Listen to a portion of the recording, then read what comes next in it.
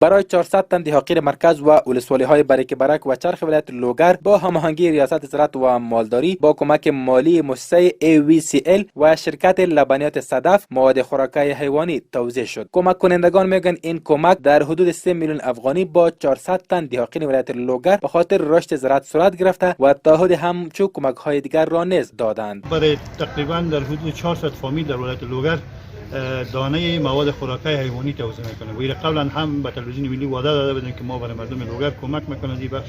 این مواد خوراکی حیوانی است و در ضمنش قبلا به شما معلوم است برای هر نفر یک درم 20 لیتره برشان دادیم و در بخش ترنینگش هم برای 400 نفر ما ترنینگ دادیم. دهاقین نیز از این کمک ها خوش هستند و میگن اگر این گونه کمک های دیگر همراهشان صورت گیرد مالداریشان بهبود پیدا خواهد کرد. از حکومت خواهی خواسته داریم که دیگه هم کمک شود به مالدارا و به دهقانا و به مزدورا، به خاطر که یا بخید نفوس افغانستان و شمار شده باشد.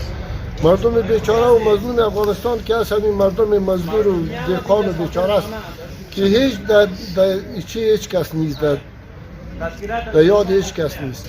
باید توجه شود به یاد. ډیر خوشاله د کومک را سره وکړ، کنجاړه راغله، کنجاړه را کړله او بازار نه دی شو دوست نه کاروبار ست هیڅ شي ولا کوي.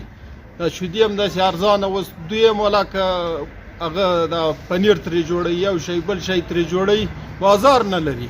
باید گفت که در این اواخر توجه مردم برای استفاده محصولات طبیعی بیشتر شده است.